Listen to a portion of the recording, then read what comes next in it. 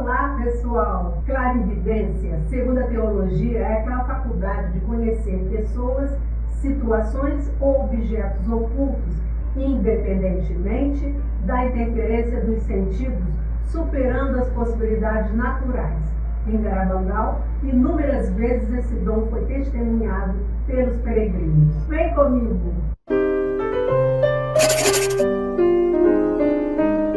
Em uma ocasião, uma das meninas foi benzendo todas as pessoas que haviam em torno, com exceção de uma. O pároco perguntou depois a ela por que não havia benzido aquela pessoa. A menina respondeu que a Virgem lhe disse que aquela pessoa era a única dos presentes que havia se benzido pela manhã. Indagando a todos, constatou-se que assim era, de fato. Era como se Nossa Senhora quisesse destacar a necessidade para uma vida cristã, de começar cada dia com uma piedosa elevação do coração para o Pai que está nos céus. Em outra ocasião, as videntes escutaram que no meio da multidão, uma forasteira tinha uma pergunta muito pessoal. Meu marido crê em Deus? Ao terminar o êxtase, uma das meninas se aproximou da mulher e lhe transmitiu a resposta recebida. Em Deus sim, ele crê. Na Virgem, muito pouco, mas logo crerá. A vidente não sabia que o marido dessa mulher era protestante, mas a história não acabou aí. Um tempo mais tarde, subiu ao Garabandal o pesquisador padre Ramon Maria André, um engenheiro alemão, que era o marido dessa mulher. Sendo protestante, ele não tinha nenhum interesse nas aparições e vinha somente por conta da sua amizade com Ramon. Durante a viagem, a poucos quilômetros de lá, os viajantes tiveram um acidente de trânsito. Naquela mesma noite, puderam presenciar uma aparição. Maximiliano, que era o amigo marido da mulher, comenta: A mim, as meninas não impressionaram nem um pouco. Quando chegamos na casa, perto da meia-noite, Ramon começou a passar mal, com enjoos, suando frio e com dores fortíssimas no tornozelo esquerdo, que estava muito inflamado por causa do acidente. 2 médicos que estavam por lá, também estudando os fenômenos, examinaram a lesão. A gravidade do caso exigia que fosse levado ao hospital de Santander urgentemente. Resolveu ir no dia seguinte.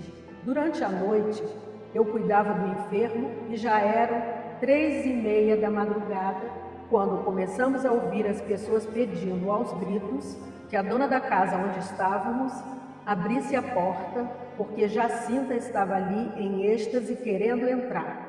Tão logo entrou, foi em direção ao padre e lhe deu o crucifixo para beijar. No mesmo momento em que o padre beijava o crucifixo, desapareceram-lhe por completo as dores.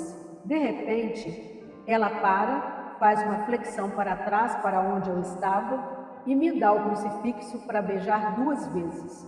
Quando a menina se foi, Ramon me confessou que havia pedido em seu interior que a menina, antes de ir, me desse também o crucifixo para beijar. No êxtase que presenciamos horas antes, todas as vezes que as meninas deram o crucifixo para beijarem, haviam sempre me pulado.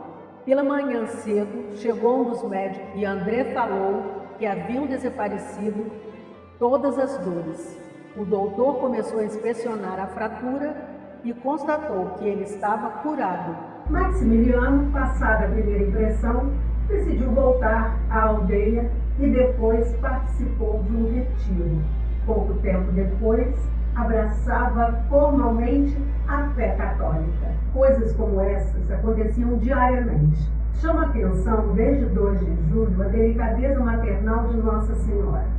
No começo foram pedrinhas pequenas e logo depois os espectadores carregaram as meninas de objetos religiosos com a fim de que fossem dados para a Virgem beijar. Também os colocavam sobre uma mesa na casa delas.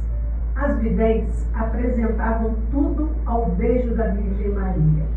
Nunca se opuseram a esse piedoso desejo do público, apesar da grande quantidade de objetos tomar muito tempo da aparição.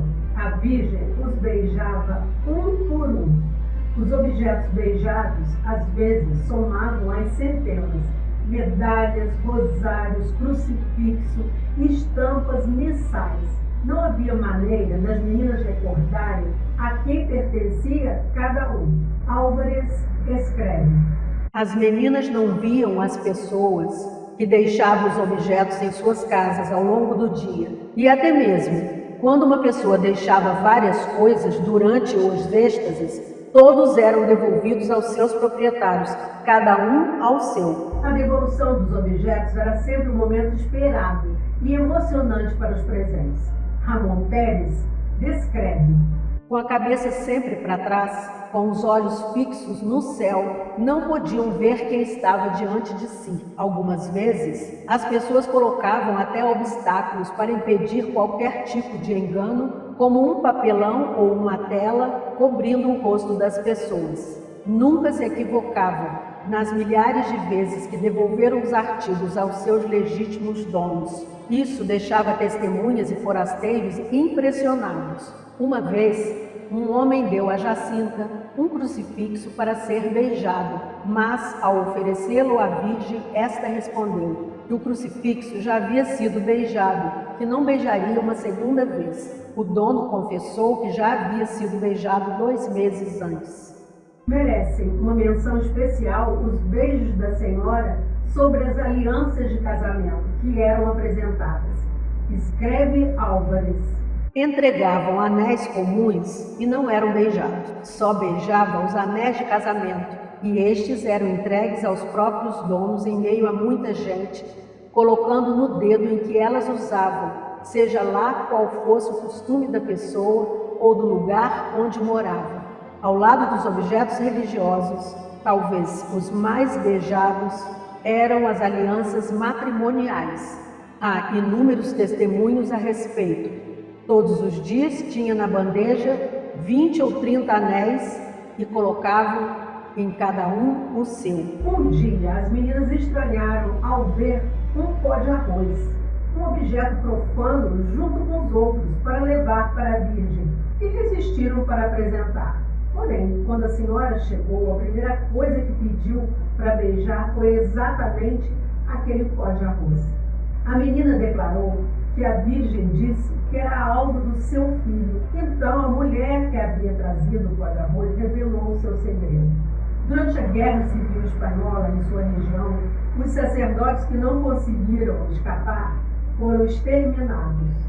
E nos dias mais duros daquele massacre, o estojo de pó de arroz havia servido para introduzir ocultamente a Eucaristia na prisão, fortalecer a fé heróica daqueles que esperavam a execução pela mesma fé. A própria Virgem explicou às meninas por que beijava tantos objetos quantos fossem apresentados. Assim, queria revelar o valor da vida interior representada neles, e fez uma promessa que as meninas transmitiram ao público. Quem usasse com devoção aqueles objetos beijados receberia graças especiais, e Jesus faria prodígios mediante os objetos beijados por ela. E as pessoas que usassem com fé tais objetos passariam nessa vida o purgatório. Os beijos da Senhora expressavam para o povo sua proximidade maternal, não mais só para as videntes, mas para com todos que fossem à aldeia ou venerassem com fé aqueles objetos, mesmo sem subir até lá. As aparições demonstravam, assim, nos mínimos detalhes, que a mensagem de Garabandal pretendia superar os confins da aldeia. Para muitos, a magnitude das graças recebidas era incalculável. Certamente não foram pequenas as graças atribuídas aos objetos beijados por Nossa Senhora do Carmo de Garabandal. Por hoje é só. Até o próximo capítulo.